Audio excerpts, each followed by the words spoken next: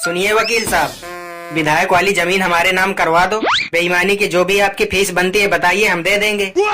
यार विधायक की जमीन हड़प करना इतना आसान नहीं है, लेकिन फिर भी अगर तुम्हारे नाम आ गई तो हिस्सा आधा आधा होगा। बस आधा आधा? अरे नंगा करके मेरी इज्जत लूट लो। 1 मिनट। ठीक है वकील साहब, कल समय से आ जाइए। आओ सारे, निपोर चंद बनाई के तुम्हें टोपा न पहनावे तो कहना। अब तुम समस्या में हिलक गए लल्ला। ए विधायक, अगर तुमको पी लिया है तो सामने आओ। हमको तो पी लिया नहीं है सारे, लेकिन तुमको आज मलेरिया जरूर पकड़ ली। तुम्हारी गांव सारे बरसों से हम लोग यहाँ पर खेती करत हैं, तुमको ना पता? बरसों से? परसों तक तो यहाँ पर कुछ भी नहीं था। सुनाओ, निपोर चंद ना सिखाओ, निकलो यहाँ से, चलो। हमको पता था वकील साहब। मेरा नाम है वकील हटके, और पेटीकोट से लेकर हाई कोर्ट तक ऐसी कोई जगह नहीं जहाँ मैंने लड़ाई न लड़ी हो। अच्छा, इतने बड़े वकील हो तुम? अंदर नहीं जाने देंगे तो लड़ाई तो करनी पड़ेगी ना साहब। वैसे अदालत के हिसाब से आपको बताना पड़ेगा कि ये खेत आपके हैं।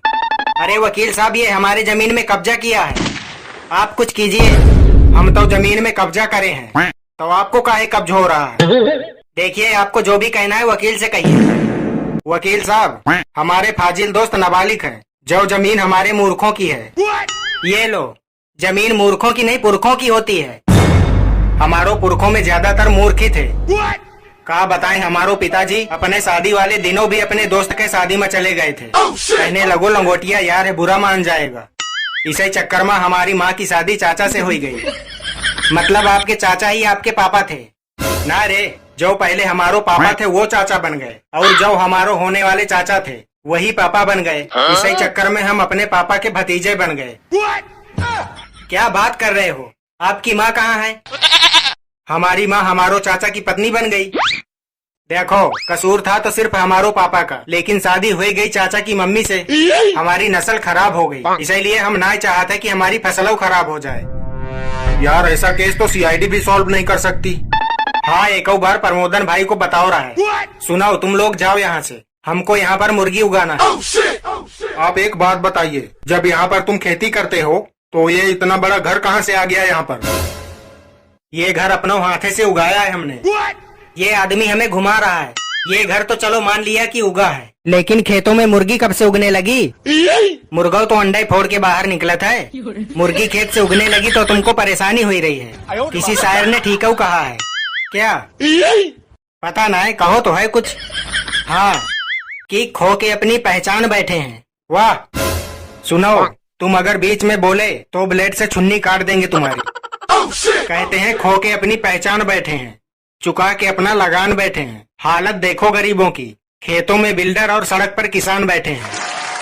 वाह क्या बात है, वाह वाह। लेकिन साहब बताना पड़ेगा कि खेतों से मुर्गियां कैसे उग रही हैं, बताइए।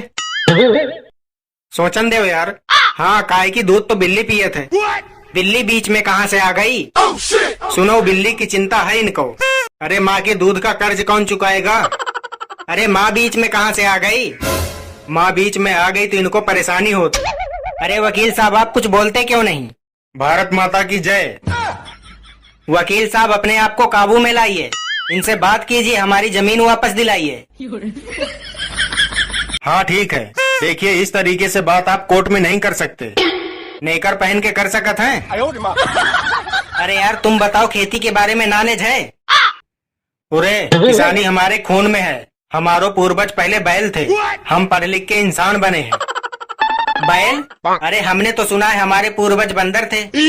अरे तुम्हारे पूर्वज बंदर नहीं, सांड होंगे। क्यों वकील साहब, सांड क्यों?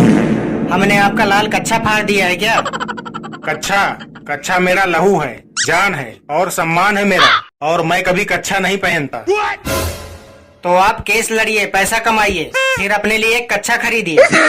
ठीक है, तो आप बताइए छोटे छोटे खेत कहाँ होते हैं?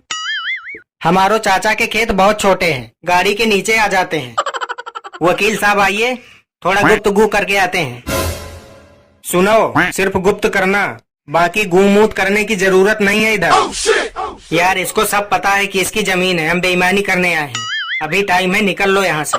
हाँ ठीक है, चलो। सुनो, रुको, प्रसाद तो लेते जाओ।